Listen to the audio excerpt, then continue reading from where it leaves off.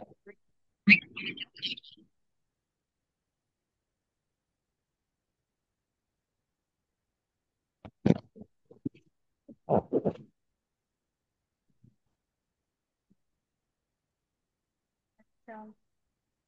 तो फाइब्रोब्लास्ट नहीं होंगे तो क्या होगा, पुअर वुंड हीलिंग होगी।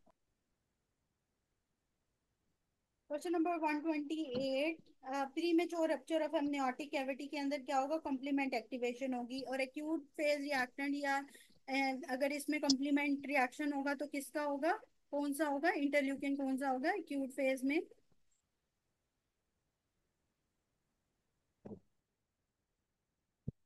इंटरल्यूकिन 6। इंटरल्यूकिन 6, ठीक है। तो कॉम्प्लीमेंट एक्टिवेशन जो pre mature rupture of amniotic cavity होती है, एक्यूट रिएक्शन होता है, दैट इज द होता है इंटरल्यूकिन 6।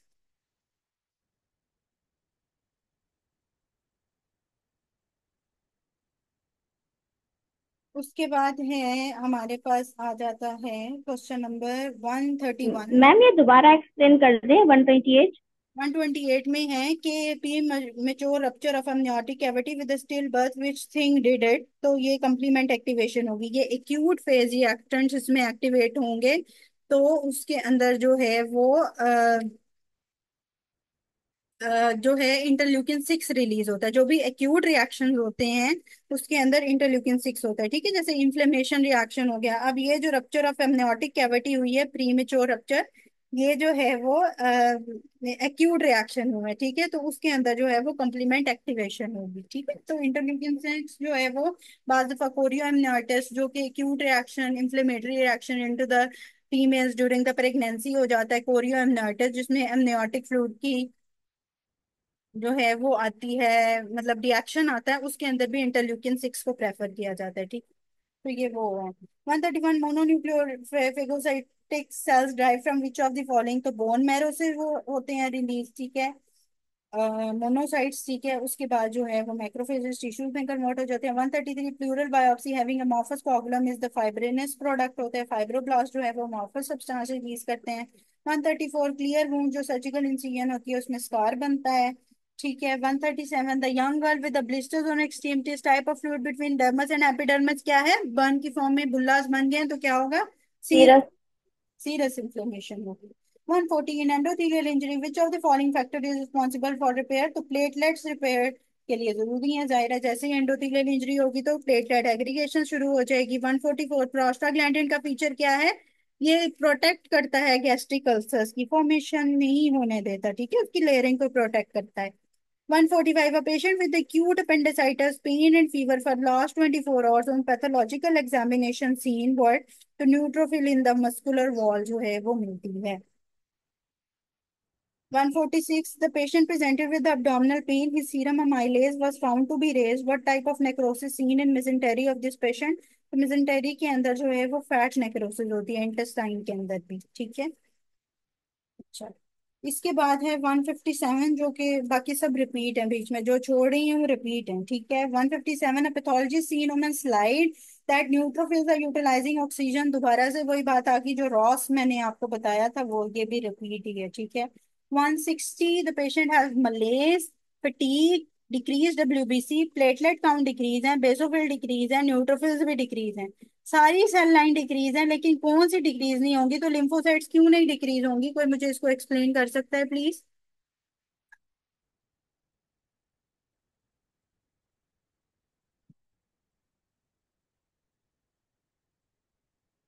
लिम्फोसाइट की मैचुरेशन। मैम कि हिमाटोलॉजी जिन्होंने की है वो तो मुझे बताएं कि सारे डिक्रीज हो रहे हैं, तो लिम्फोसाइट्स को क्या है, लिम्फोसाइट्स क्यों नहीं डिक्रीज हो रहे, प्लेटलेट भी हो रहे हैं, बेसोफिल भी हो रहे हैं, न्यूट्रोफिल्स भी हो रहे हैं, सब डिक्रीज हो रहे हैं। मैम क्रॉनिक लिम्फोसाइट थायमस में मैच्योर होते हैं। लिम्फोसाइट्स क्या, मैम क्रॉनिक इन्फ्लुएंस। नहीं, नो, लिम्फोसाइट्स क्या, थायमस में प्रोलिफरेशन होती है, नहीं, मैच्योरेशन। अगर आपको हिमाटोलॉजी याद हो तो हिमाटोलॉजी में मैंने आपको एक पिक्चर शुरू में दिखाई थी कि हमारे पास जो है वो पहले प्लोरीपोटेंट स्टेम सेल्स होते हैं, उसके बाद हमारे पास डिफरेंट सेल्स आते हैं जिससे जो है वो ओरिजिनेट करते हैं। अगर आपको वो पिक्चर याद हो तो उसमें जो है वो बेजोफिल्स हो गए, न्यूट्रोफिल्स हो गए, लिम्फोसाइट्स हो गए, सॉरी लिम्फोसाइट्स क्या की, जीनोफिल्स हो गए, प्लेटलेट्स हो गए, इनकी जो ओरिजिनेशन होती है वो सेम होती है, एक ही सेल से ओरिजिनेट कर रहे होते हैं। जो लिम्फोसाइट्स होते हैं इनकी ओरिजिनेशन डिफरेंट सेल से होती है, ठीक है। तो ये बात याद रखिएगा कि जब भी हमारे पास ये एमसीक्यूज आए जिसके अंदर वो ये कहे कि इन्फ्लेमेशन हुई है, जाहिर है फिर अगर सारे एक्यूट फेज रिएक्टेंट्स के लिए इन्वॉल्व हो रहे हैं तो लिम्फोसाइट्स क्यों नहीं इन्वॉल्व हो रहे? तो लिम्फोसाइट इसीलिए नहीं इन्वॉल्व हो रहे कि जो प्लूरिपोटेंट स्टेम सेल से आगे जो है वो बनते हैं सारे सेल्स, तो उसमें क्या होता है कि जो माइलॉइड स्टेम लीनिएज होता है उसके अंदर जीनोफिल्स भी बनते हैं, बेसोफिल्स भी बनते हैं, न्यूट्रोफिल्स भी बनते हैं, मोनोसाइट्स भी बनते हैं, प्लेटलेट्स भी बनते हैं, एरिथ्रोसाइट्स भी बनते हैं माइलॉइड स्टेम सेल से। लेकिन जो लिम्फोइड स्टेम सेल होता है उससे क्या बनते हैं? बी सेल, टी सेल और एनके सेल, ठीक है। तो ये याद रखिएगा कि लिम्फोसाइट लिम्फोइड स्टेम सेल से बनते हैं और माइलोसाइट्स जो माइलॉइड स्टेम सेल से वो बाकी सारे बनते हैं, एरिथ्रोपोइसिस, थ्रोम्बोपोइसिस, ग्रैनुलोपोइसिस, मोनोसाइटोसिस, ठीक है। ओके, ठीक है। तो इसमें यही है कि दोनों की जो स्टेम सेल्स हैं वो डिफरेंट हैं, ठीक है। माइलॉइड लीनेज और लिम्फोइड लीनेज, आप में से कोई बच्चा ग्रुप में शेयर भी करे, ठीक है। अब ये माइलॉइड और लिम्फोइड लीनेज का, नहीं तो हेमाटोलॉजी का जो रिएक्शन वो लेक्चर है पहले जो मैंने दिया था उसमें मैंने एक दो पिक्चर्स भी ग्रुप में शेयर की थी, तो वो देख लें, ठीक है। 161 विच of the following lay down collagen in bone marrow? Fibroblast collagen lay down करता है, ठीक है। उसके बाद जो है वो 170 the surgeon is suturing wound, what will happen? तो क्या होगा? कोगुलेशन कैस्केड एक्टिविटी होगी, ठीक है पहले। उसके बाद जो है वो, मैम ये ग्रुप में शेयर किया, आप इसकी बात कर रहे हैं ना? एक मिनट में देख लेती हूँ। जी डॉक्टर बताओ, वेरी गुड, थैंक यू। ठीक है, तो ये शेयर कर दिया इन्होंने ग्रुप में, ठीक है, अगस्त वालों में। तो यहाँ से मैं नवंबर वालों को भी शेयर कर देती हूँ। तो लिम्फॉइड लीनेज के लैदा होते हैं और माइलॉइड लीनेज के लैदा होते हैं, तो इसलिए जो है वो बाकी सब अफेक्ट होंगे, ये नहीं होंगे। 173 female having the worm infestation, तो पैरासिटिक इन्फेस्टेशन के लिए क्या है? जीनोफिल्स। 174 basophils and mast cells lead to inflammation, what? तो वेजोडायलेशन ऑफ द आर्टरीज करते हैं बेजोफिल्स और मास्ट सेल्स, ठीक है। अच्छा, 175 वैक्यूलोजेनेसिस जो है वो भी वैगफ से ही होती है, ठीक है, और एंजियोजेनेसिस मेनली वैगफ से हो रही होती है। 176 after cut in the skin bacteria enter जब करता है तो कैसे करता है? बैक्टीरिया जो है वो कंप्लीमेंट एक्टिवेशन कर देता है और उसको दायरे में फिर मूव करने के लिए मैक्रोफेजेस न्यूट्रोफिल्स को कीमोटैक्टिक फैक्टर्स वगैरह इन्वॉल्व होते हैं, फिर वो जो है वो उसको एक्ट करते हैं उस पर, ठीक है।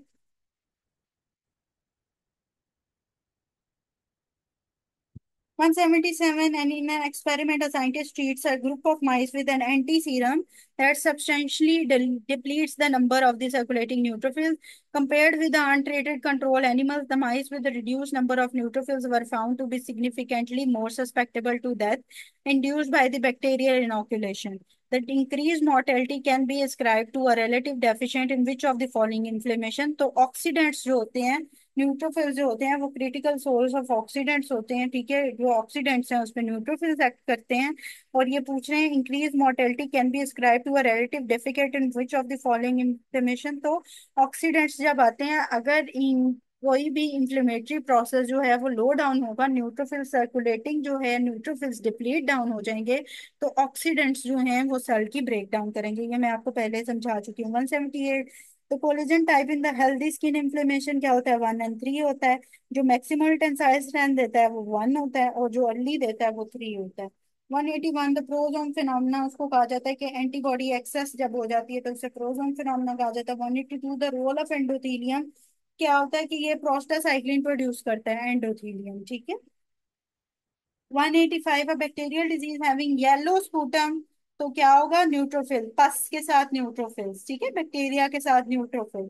186 the old age diabetic patient having multiple abscesses, स्पोटिक inflammatory cells reach inflammation area by what? तो पोस्ट कैपिलरी वेन्यूल्स तक जो है वो inflammation cells post capillary venules के थ्रू इन्फ्लेमेटरी एरिया तक पहुंच जाते हैं। 187 the platelet adherence is facilitated by the rough endothelium। 188 NK cells causing following, तो एनके सेल्स क्या करते हैं? वायरस किलिंग सेल्स होते हैं। कैंसर सेल्स होते हैं, ठीक है, वायरस किलिंग सेल्स। और सीडी क्या होती है इनके सेल्स की? सीडी कोई बताएगा? सीडी, ट्यूमर मार्कर होते हैं। सीडी की क्या होती है ट्यूमर मार्कर इनके सेल्स का? M O C D 34। हाँ, अच्छा, CD34 किसकी होती है? डॉक्टर बतावर याद करें। हेमाटोपोएटिक स्टेम सेल्स की क्या होती हेमेटोपोएटिक की होती है, हाँ है? हाँ, मैम। CD C D 15। 56, ठीक है। CD56 एनके सेल्स की होती है। CD34 हेमाटोपोएटिक स्टेम सेल्स की होती है। MCQs आएगा, ये भूलना नहीं है। 189, the new interleukin secreted by the T cells causing the RBC growth. तो RBC growth bone marrow cells की ग्रोथ कौन करता है? बोन मैरो के लिए कौन सा है इंटरल्यूकिन? इंटरल्यूकिन 3। थ्री। ठीक है, तो आरबी सेल्स की ग्रोथ किसने करनी है? बोन मैरो के लिए interleukin 3। 190, a patient has fever and abscess formation, तो क्या होगा? Which of the following pain mediator कौन सा है? वही bradykinin and prostaglandin. 197, after cut in skin bacteria enter, it causes inflammation, तो क्या करेगा? ये कॉम्प्लीमेंट सिस्टम को एक्टिवेट करेगा। ठीक है, बाकी सब आगे रिपीट है, ठीक है। Okay, done with this inflammation and repair. कल हम इंशाल्लाह इम्यूनोलॉजी करेंगे, तो वो मैं आपको बता दूंगी इम्यूनोलॉजी का, ठीक है। तो अभी तक के लिए किसी का कोई मैम मैम 189 जो है उससे इंट्रोड्यूस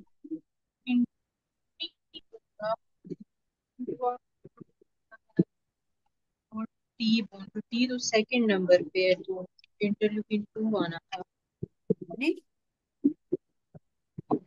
अच्छा, 189 के अंदर ये है ma'am 180 T cells, interleukin secreted by the T cells causing the RBC growth, ठीक है। तो मेन वो पूछ रहा है कि इंटरल्यूकिन जो टी सेल्स को स्टिमुलेट करता है, दैट इज द इंटरल्यूकिन 2। ठीक है, interleukin that is released by the T sales but causing the RBC growth, ठीक है। जो आरबीसी ग्रोथ है वो बोन मैरो में होनी है, एरिथ्रोपोइसिस है वो बोन मैरो वाली। बोन मैरो वाले है, तो इसलिए इंटरल्यूकिन 3 है। The interleukin that enhances the T cell, that stimulates the T cell, that is what interleukin 2, ठीक है। तो ये दो फर्क है। क्योंकि मैम 190 में 190, जो है आप डायबिटीज के बजाय टिश्यू हाइपोक्सिया जो कौन सा पूछा आपने? 119,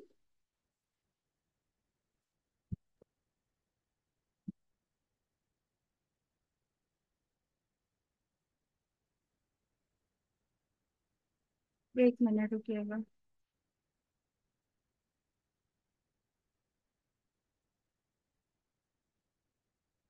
190, अच्छा।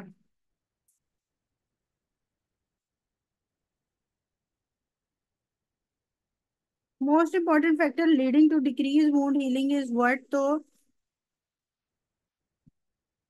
अच्छा, इसमें इसने टिश्यू हाइपोक्सिया लगाया हुआ है, डिक्रीज वुंड हीलिंग। अगर तो वैसे हम बात करें कि ऑक्सीजन की डिलीवरी टू द टिश्यू भी वुंड हीलिंग के लिए इफेक्ट होती है ना। हमने तीन चीजें क्या पढ़ी थी? अगर यहाँ पे वो मेनली सिस्टेमिक वुंड हीलिंग की बात कर देता तो हाँ, फिर हम डायबिटीज या एनीमिया और फिर उसके बाद मैलन्यूट्रिशन की तरफ जाते, ठीक है। Hypoxia is very important in wound healing, क्योंकि ऑक्सीजन की अगर डिलीवरी टू द सेल्स नहीं होगी तो तीन चीजें वुंड हीलिंग में मेन रोल प्ले करती हैं, दैट इज द ऑक्सीजन, ठीक है, दूसरा विटामिन सी एंड जिंक, ठीक है। तो ये जो है वो वुंड हीलिंग के लिए हमारे पास टिश्यू हाइपोक्सिया अगर नहीं होगा तो main important factor leading to decrease wound healing जो है वो टिश्यू हाइपोक्सिया होगा। फिर अगर वो ये बात करें कि systemic factor leading to decreased wound healing, तो उसके अंदर हमारे पास डायबिटीज, एनीमिया और वो आ जाएगा, ठीक है। तो नॉर्मली अगर लोकली भी अगर मैं बात करूं तो हमारे पास टिश्यू हाइपोक्सिया या फिर इन्फेक्शन जो है वो इन्फेक्शन, मेनली लोकली अगर मैं बात करूं तो इन्फेक्शन इन्वॉल्वमेंट आती है लेट वुंड हीलिंग में, ठीक है। और उसके अंदर वो स्पेसिफिकली डिलेड वुड हीलिंग के साथ,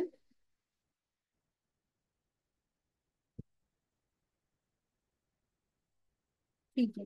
तो स्पेसिफिकली डिलेड वुंड हीलिंग के साथ जो है वो उसके अंदर आता है, डिलेड वुंड हीलिंग के अंदर diabetes, anaemia and mall nutrition. जो वुंड हीलिंग को जो है वो डिले कर देता है, लेकिन जो वुंड हीलिंग होती नहीं है, करने ही नहीं देता, डिक्रीज कर देता है, मतलब वुंड हीलिंग करने ही नहीं देगा, तो वो उसमें क्या आएगा, ऑक्सीजन आएगा, विटामिन सी आएगी और जिंक आएगा, ठीक है, जो कि मेन रोल प्ले कर रहे होते हैं।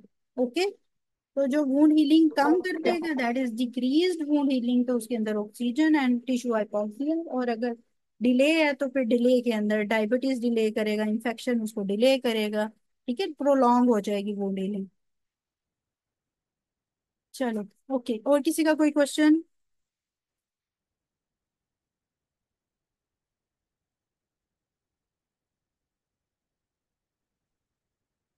ठीक है, समझ आ गई है।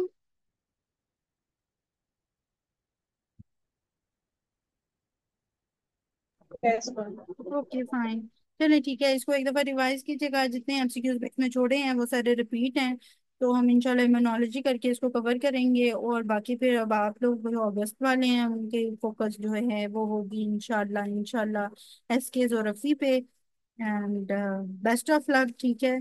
168। मैम हेमोडायनेमिक्स वाला करवाएंगे आप?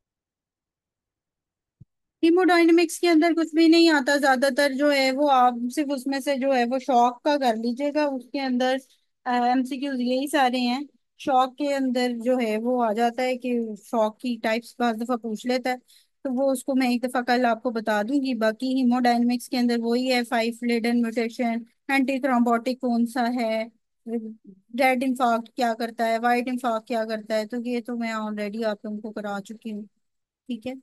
तो वो उसके अंदर वो यही है, ठीक है। कल इसमें अगर कोई एमसीक्यू आता हुआ बार बार तो वो मैं आपको चौक के कल बता दूंगी। बाकी एडीमा का भी उसमें हेमोडायनेमिक्स में यही है कि कार्डियक एडीमा क्यों होता है, बाकी किडनी का एडीमा क्यों होता है, ये एमसीक्यूज हम ऑलरेडी पहले कर चुके हैं कि हाइड्रोस्टैटिक प्रेशर ज्यादा होगा, ऑनकोटिक प्रेशर कम होगा, तो तब ये एडीमास होंगे।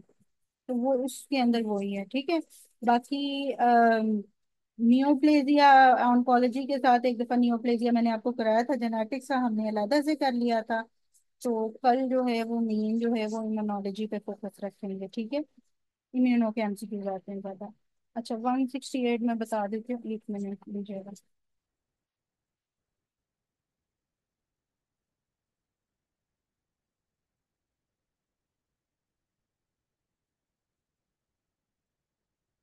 विच factors is important for the delayed wound healing? तो डिलेड वुंड हीलिंग में क्या होता है, डायबिटीज होती है ना, फिर अनीमिया, फिर वो क्या इसमें प्रॉब्लम है।